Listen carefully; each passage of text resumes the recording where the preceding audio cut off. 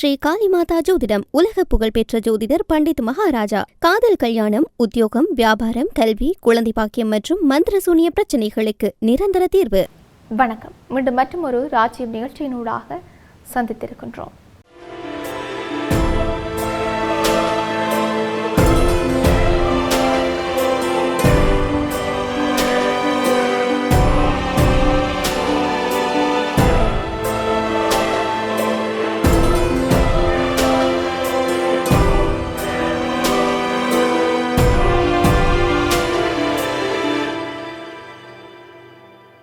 அமெரிக்க ஜனாதிபதி Donald Trump ஈரானுக்கு எதிராக மேற்கொண்டு வரும் இராணுவ நடவடிக்கைகளை நிறுத்த வேண்டும் அல்லது எதிர்காலத்தில் எந்த ஒரு இராணுவ நடவடிக்கையையும் எடுப்பதற்கு முன் காங்கிரசின் அனுமதியை பெற வேண்டும் என்று வலியுறுத்தும் தீர்மானத்தை அமெரிக்க செனட் நிறைவேற்றியிருக்கின்றது.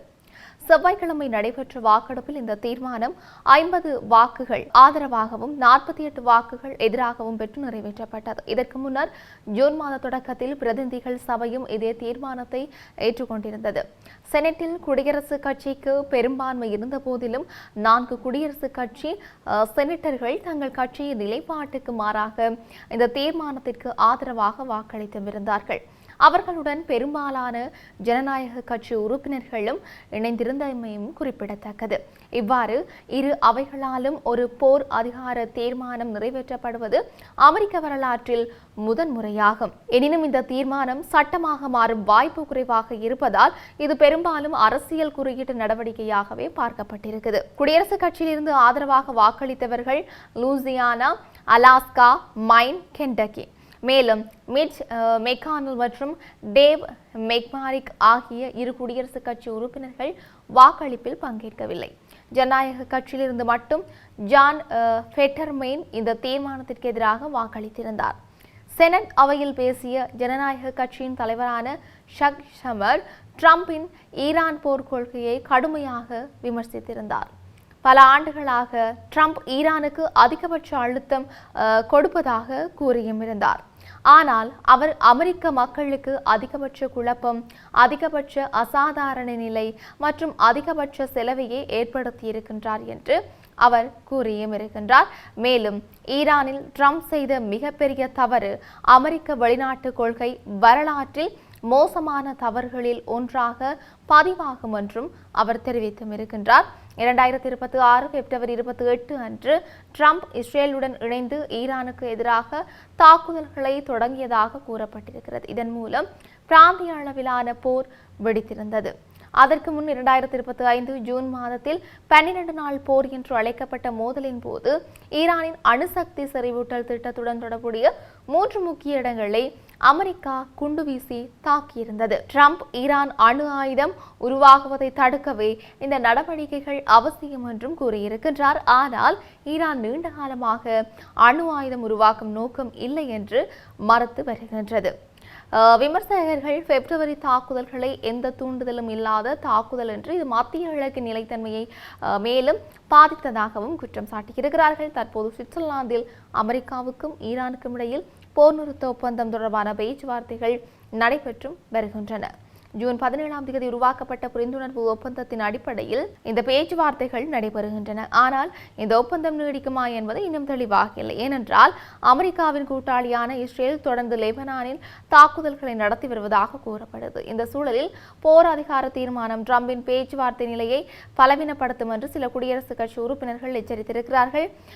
இடஹோ மாநில செனட்டர் ஜேம்ஸ் ரீஸ் கூறுகையில், இந்த தீர்மானம் நிறைவேற்றப்பட்டால் ஈரான் உடனடியாக பேச்சுவார்த்தையிலிருந்து விலகிவிடும்.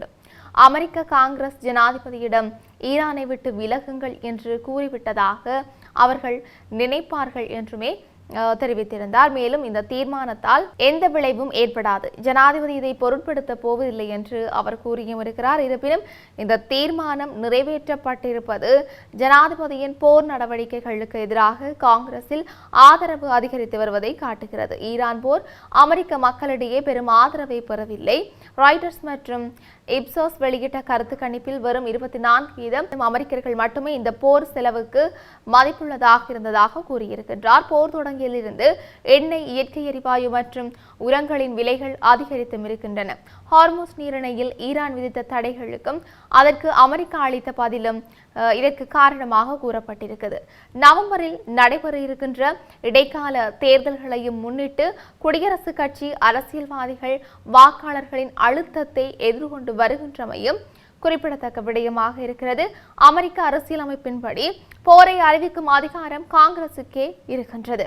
ஆனால் கடந்த 75 ஆண்டுகளில் பல ஜனாதிபதிகள் காங்கிரசின் அனுமதி இல்லாமலேயே வெளிநாட்டு போர்களில் அமெரிக்க படைகளை ஈடுபடுத்தியும் இருக்கிறார்கள். அந்த முன்னுதாரணத்தையே ட்ரம்ப் தன்னுடைய நடவடிக்கைகளுக்கான நியாயமாக குறிப்பிட்டும் இருக்கின்றார்.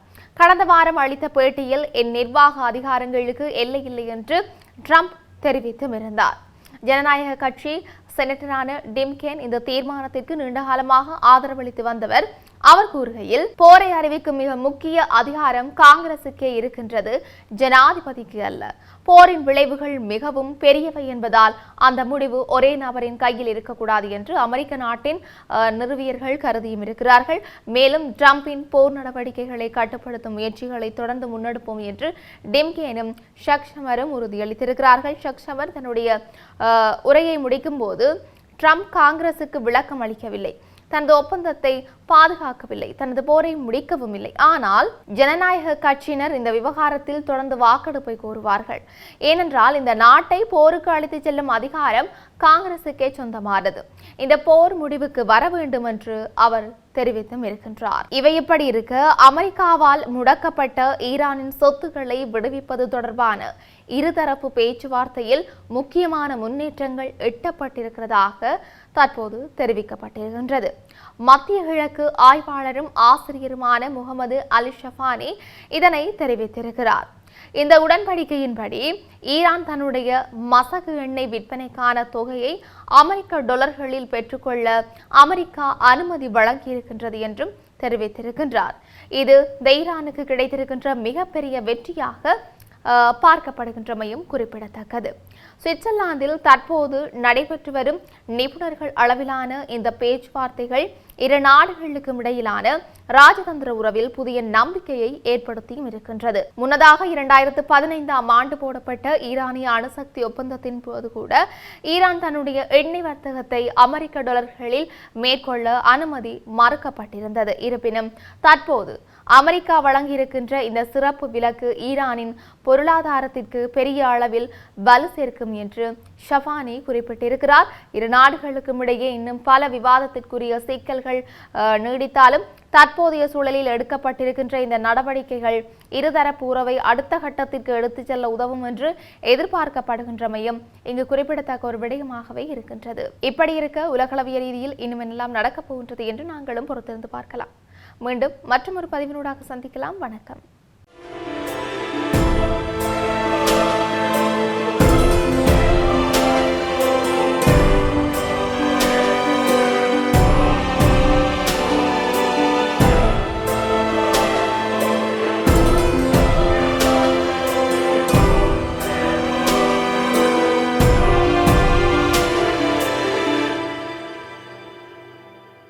ஸ்ரீ காளிமாதா ஜோதிடம் உலக புகழ்பெற்ற ஜோதிடர் பண்டித் மகாராஜா. காதல், கல்யாணம், உத்தியோகம், வியாபாரம், கல்வி, குழந்தை பாக்கியம் மற்றும் மந்திர சூனிய பிரச்சனைகளுக்கு நிரந்தர தீர்வு.